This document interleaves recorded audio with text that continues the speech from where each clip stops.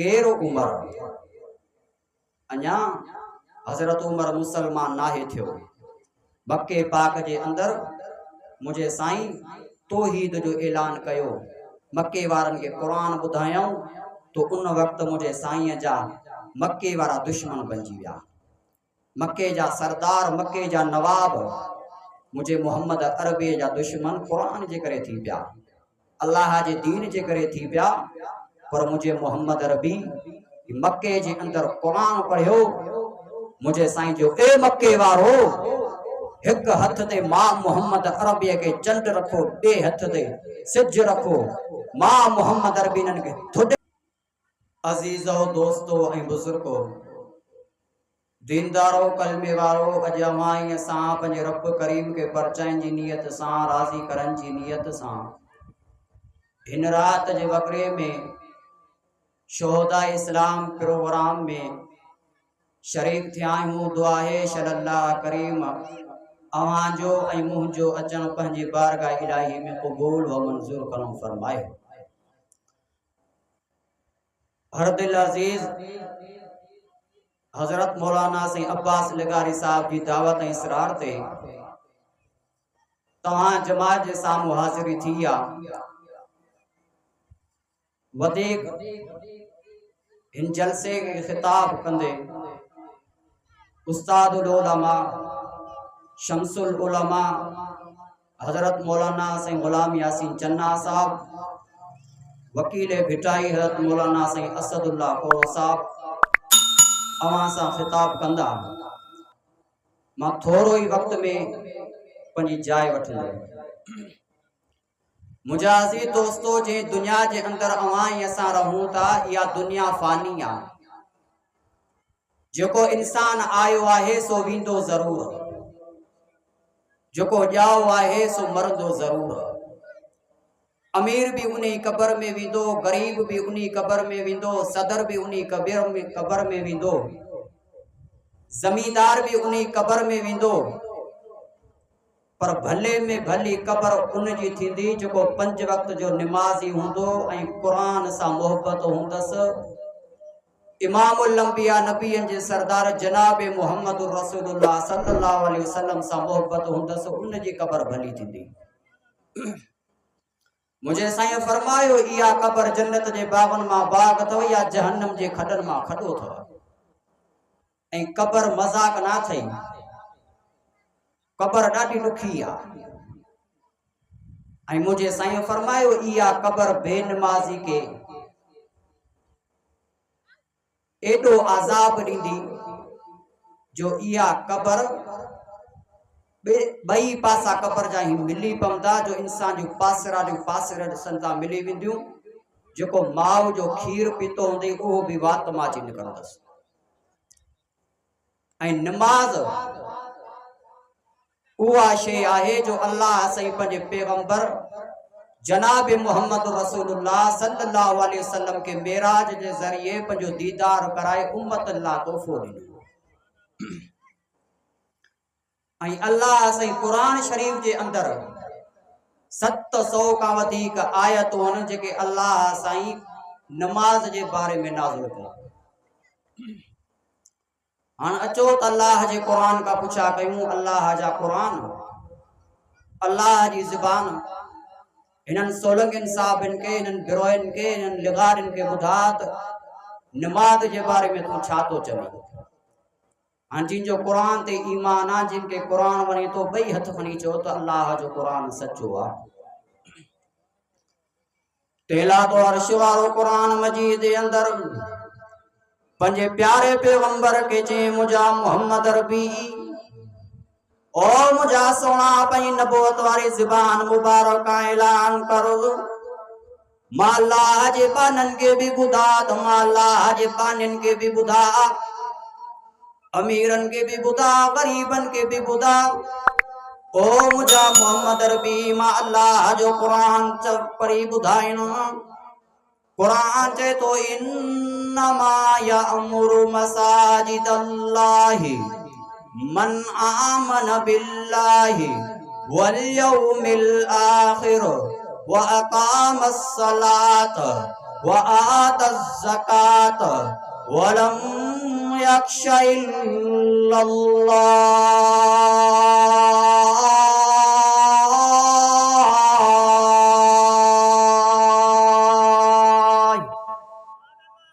जिनके कुरान वणे बई हथ खणी चो त अल्लाह जो कुरान सच्चो आ। ए मुंहिंजा प्यारा पैगंबर, मां अल्लाह जे घरनि खे उहे आबाद कंदा जिन जो ईमान मां अल्लाह ते ऐं क़यामत वारे ॾींहं खे सच्चो मञींदा। व आतज़ ज़कात ज़कात ॾींदा। ऐं मां अल्लाह जे घरनि खे उहे आबाद कंदा जेके मां अल्लाह खां ढिजंदा। खोल अल्लाह जो कुरान। वरी बि चए ते अल्लाह जे कुरान नमाज जे बारे में छा समझायो? कुरान जे तो अक़ीमुस सलात व आतज़ ज़कात व अक़रिदुल्लाह क़र्ज़न हसना।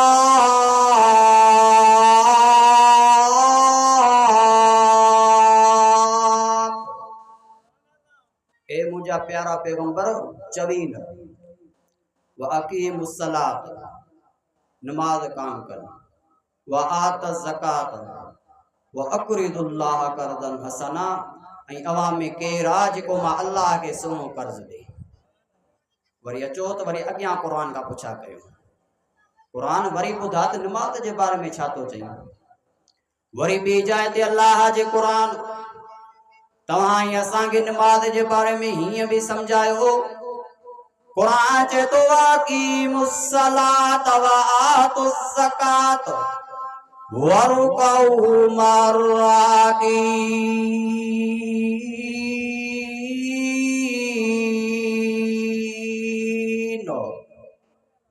700 खां वधीक आयतूं अथई जेके नमाज़ जो हुकुम थियूं कनि।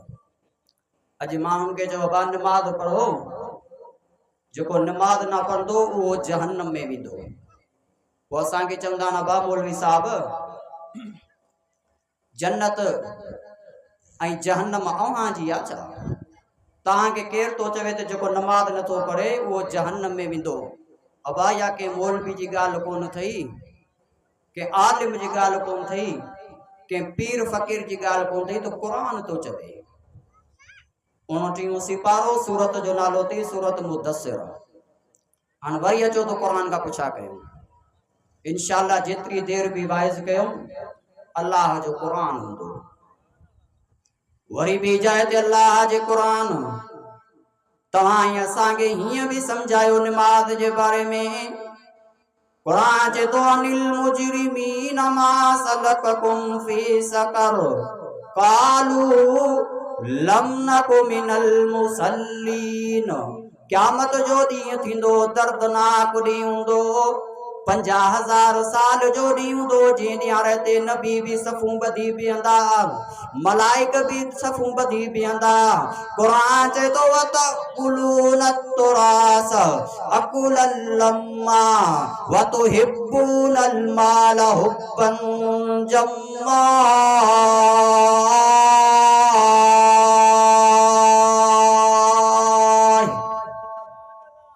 क़यामत जो दर्दनाक ॾींहुं हूंदो जंहिं ॾियारे ते मलाइक बि सफ़ूं ॿधी बीहंदा, नबी बि सफ़ूं ॿधी बीहंदा। पोइ अल्लाह पंहिंजी कुदरत वारी ज़बान मुबारक ऐलान कंदो, काॾे विया बेनमाज़ी ओ जेके दुनिया जे अंदर मां अल्लाह जो बि खाधऊं, मां अल्लाह जो पीतऊं।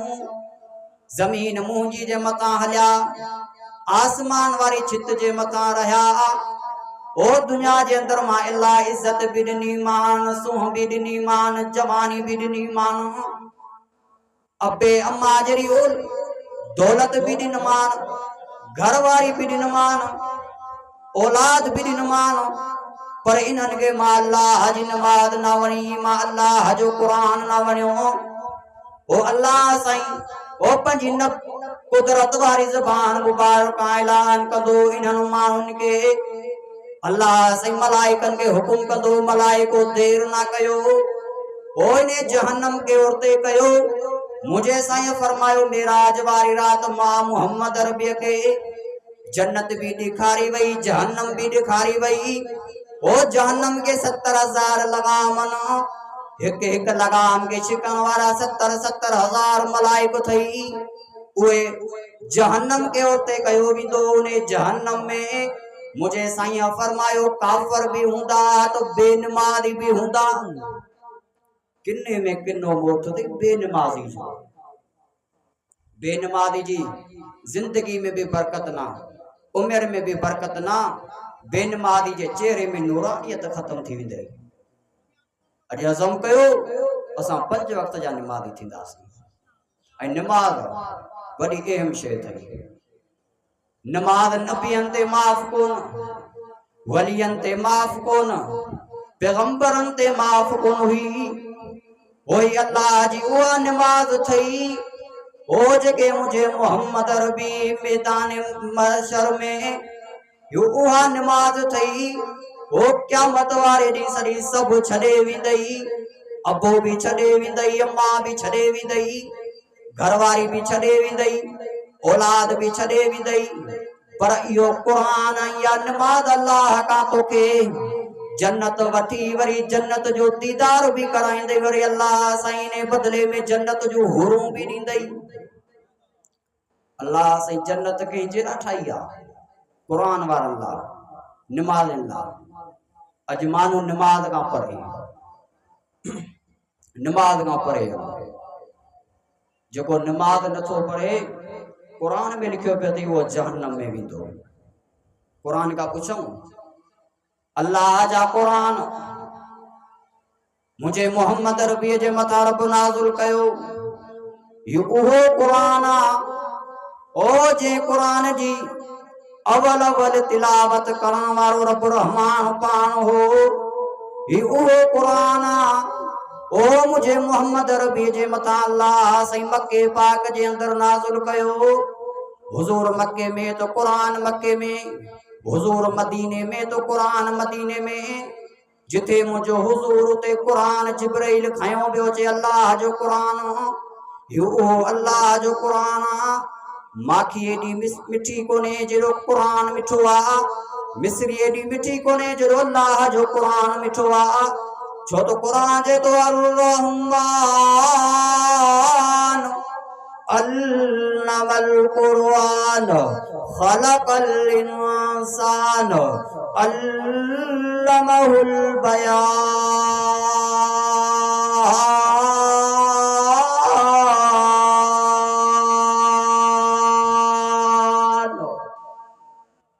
अल्लाह जो उहो कुरान जो माखी का वधीक मिठो थई खंड का वधीक मिठो थई मिस्री का वधीक मिठो थई इन कुरान जो मज़ो त चखे ॾिस इन कुरान जो मज़ो जे उम्र साईं चखियो तो हुजूर जो गुलाम बची वियो केर उम्र जंहिंखे मुझे साईं दुआ में घुरी वरतो हो उम्र उहो जवान पेरी मुहर्रम ते सैयदना हजरत उमर रजी अल्लाह ताला अन्हु जी शहादत हजरत उमर मुझे साईं जो सहाबिया तो मुझे साईं जो सोहरो बिया हजरत हफ्सा रजी अल्लाह ताला अन्हा हजरत उमर जी न्याणिया मुझे मोहम्मद अरबी जी घर जी राणिया केरो उमर अञा हजरत उमर मुसलमान नाहे थियो मक्के पाक जे अंदर मुझे साईं तौहीद जो ऐलान कयो मक्के वारन के कुरान बुधायूं तो उन वक्त मुझे साईं जा मक्के वारा दुश्मन बंजी विया मक्के जा सरदार मक्के जा नवाब मुझे मोहम्मद अरबी जा दुश्मन कुरान जे करे थी पिया अल्लाह जे दीन जे करे थी पिया पर मुझे मोहम्मद अरबी मक्के जे अंदर कुरान पढ़ियो मुझे साईं जो ए मक्के वारो एक हथ ते मां मोहम्मद अरबी के चंड रखो बे हथ ते सिज रखो मां मोहम्मद अरबी नन के थोड़े कटनस पर मां अल्लाह जो कुरान ना छड़ींदो मक्के वारन चो मुझा मोहम्मद जे औरत सा चली असा तो के निकाह करायूं ए मुझा मोहम्मद अरबी असा तो के मक्के जो सरदार कयूं असा तो के मक्के जो वडेरो कयूं मक्के जी दस्तार तुझे तो मोहम्मद अरबी जे मथा बधाऊं पर सोना तू कुरान ना पढ़ छा चयूंसि क़ुरान न ॿुधा। हुज़ूर क़ुरान पढ़ंदो त मक्के वारा चवंदा हा शाइर आहे, जादूगर आहे, बैत थो पढ़े। हेॾा मुंहिंजे मोहम्मद अरबी पंहिंजा नबूअत वारा हथ मुबारक मथे खयां। रब चयो बस सोना गमगीन ना थी, परेशान ना थी। हेॾा रब्बुल आलमीन ऐलान कयो जिब्रील, सब चओ सुभान अल्लाह। जी रब्बे जलील, ओ जिब्रील देर ना करो। मुझो मोहम्मद अरबी मक्के पाक जे अंदर रोए तो, मुझो मोहम्मद अरबी रोंदो हो। हेॾा जहन्नम का दाहूं निकरी वेंदियूं हूं, जन्नत जूं हूरूं सुडका भरे रोईंदियूं हूं, मलाइक रोंदा पंदा। जिब्रील देर ना करो, मुझो कुरान खणी मुझे मोहम्मद अरबी के चो वमा अल्लमनाहु शिर वमा यंबगी लहु इन हुवा इल्ला ज़िक्रुन व क़ुरआनुम मुबीन।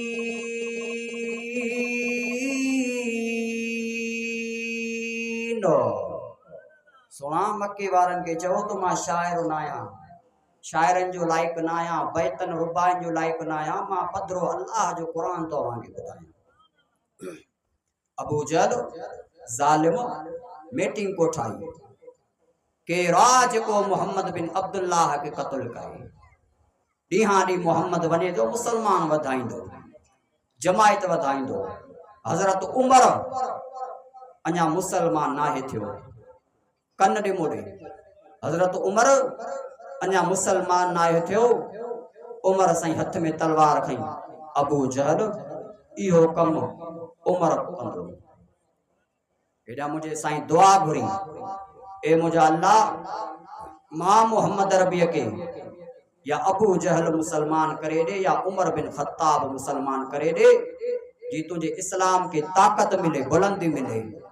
अल्लाह चयो मुंहिंजा हुजूर दुआ तो घुरिया, नाला तो वतान, चूंड मां अल्लाह तो कया। अबा चूंड कंहिं कई उमर जी? अल्लाह कई। ॻाल्हायो हज़रत उमर के कंहिं चूंडियो? अल्लाह चूंडियो। हां जेको रब जी चूंड ते एतराज़ करे, तुंहिंजी मुंहिंजी चूंड गलत थी सके थी, पर अल्लाह जी चूंड गलत नथी थी सके। सोने उमर हथ में तलवार खई। अबू जहल इहो कम मां उमर बिन ख़त्ताब कंदुसि। उमर साईं हले तो घोड़े ते सवार, हथ ते तलवार। हेॾा मुंहिंजे साईं जो साहबी मिली वियसि। उमर काॾे तो वञी? हज़रत उमर चवे तो मुंहिंजे रस्ते तां हटी परे थी, नऊज़ बिल्लाह, मां उमर मोहम्मद बिन अब्दुल्लाह के क़त्ल करण तो वञा। ए उमर, मोहम्मद अरबी तुझो कहिड़ो ॾोह कयो आहे? मोहम्मद अरबी तोखे छा कयो आहे? उमर साईं तो चवे मोहम्मद बिन अब्दुल्लाह ॾींहां ॾींहुं वञे तो जमायत वधाईंदो, ॾींहां ॾींहुं वञे तो मुसलमान कंदो। मुंहिंजे साईं जो साहबी तो चए उमर मोहम्मद बिन अब्दुल्लाह के बाद में क़त्ल कंदा, अवल वञ ख़बर पंहिंजे घर जी त वठी आ। उमर मोहम्मद बिन अब्दुल्लाह के बाद में क़त्ल कंदा, अवल वञ पंहिंजे घर जी त ख़बर वठी आ।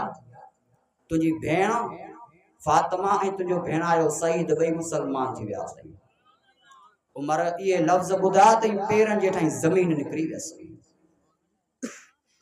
उमर साईं चए तो अगर जे इहा ॻाल्हि गलत हुई ते इन ही तलवार सां तुंहिंजो गर्दन लाहींदुसि।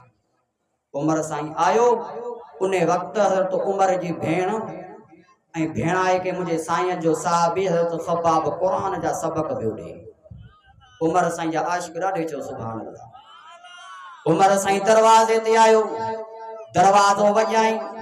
हेणा भेण खे ख़बर पइजी वई त इहो दरवाज़े ते अचण वारो ॿियो कोई कोन्हे, इहो दरवाज़े ते अचण वारो आहे त मुंहिंजो भाउ पको उमर बिन ख़त्ताब। भेण थी चवे अदा ख़ब्बाब लिखी वञ, क़ुरान जा वर्क बि लिखा, इहो मुंहिंजो भाउ पक उमर अथई। अदी दरवाज़ो अञा खुलियो ई कोन्हे, दरवाज़ो बंदि आहे, तोखे कीअं ख़बर पई? जी अदा ख़ब्बाब उहो मां पुट ॼाओ ई कोन्हे जेको उमर बिन ख़त्ताब जो दरवाज़ो वॼाए, इहो मुंहिंजो भाउ पक उमर अथई।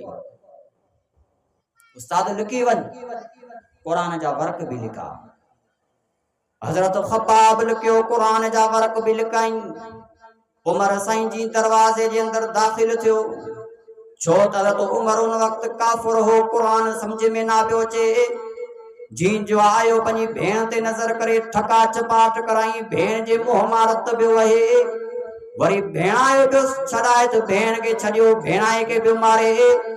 हज़रत उमर जी भेण थी चवे, ए उमर जे तूं ख़त्ताब जो पुटु आहीं त मां बि ख़त्ताब जी न्याणी आहियां। उमर जे माउ जी छाती जो खीर तो पीतो आ, उन माउ जी छाती जो खीर मो फातिमा भी पीतो आ। उमर जे तूं कुफर में पहलवान आहीं त मां इस्लाम में पहलवान आहियां। उमर जे तूं अबू जहल जी संगत नथो छॾीं त रब्बे काबा जो कसम थी खणी चवां त असां मोहम्मद अरबी जी गुलामी भी नथा छॾूं। उमर हिकु भाग कंदे, बूटी बूटी कंदे तो मां फातिमा ना मोहम्मद रसूलुल्लाह जो कलमो छॾियां ना कुरान छॾियां। फातिमा छा थियो अथई?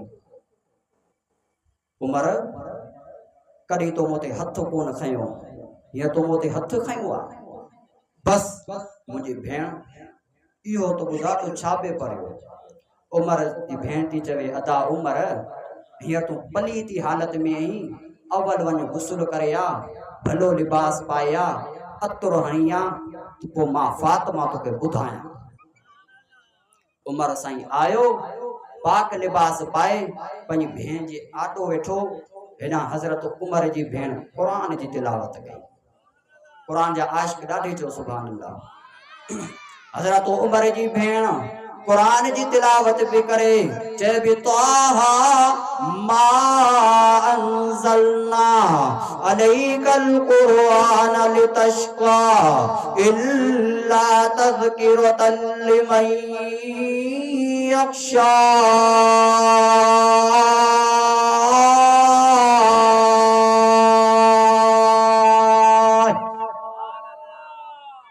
उमर जी भेण कुरान जी तिलावत कई तो उमर जे अखियुनि मां पानी नार भरे वही आयो।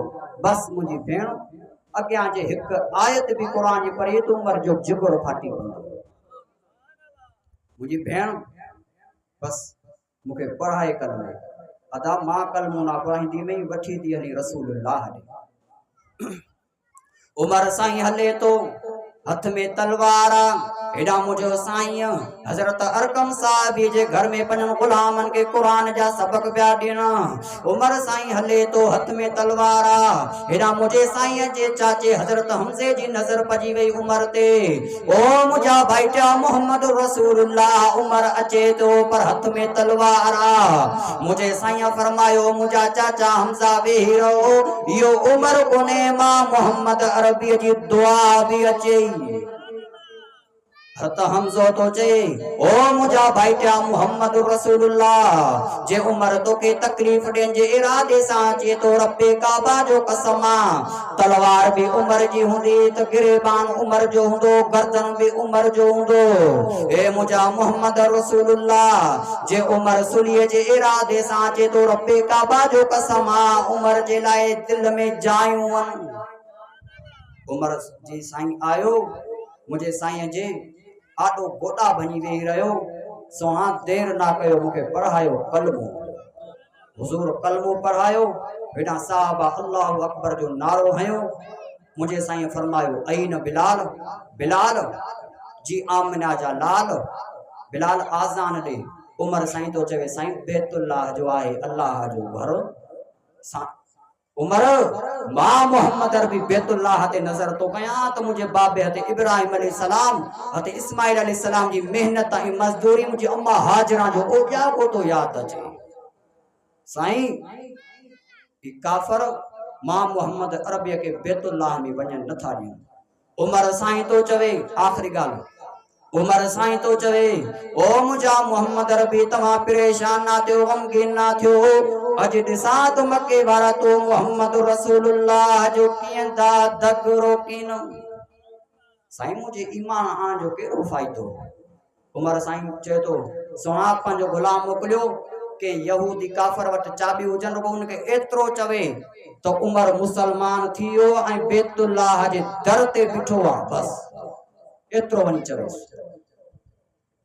हज़रत बिलाल वियो जी उमर मोकिलियो आहे, उमर साईं मुसलमान थी वियो अथई ऐं बैतुल्लाह जे दर ते बीठो अथई। हज़रत बिलाल चवे थो अञा पोते हुउमि इहो काफ़र भॼंदो, हज़रत उमर खे चाबियूं बि ॾिनई त उहो बि मुसलमान थी वियो।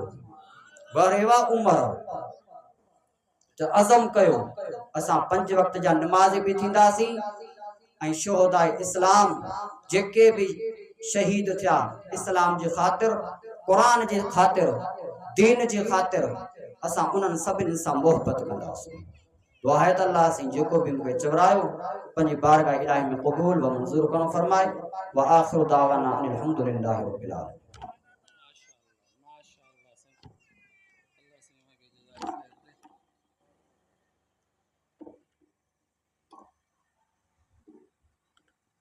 या हज़रत मौलाना अख्तर हुसैन मीर जत साहब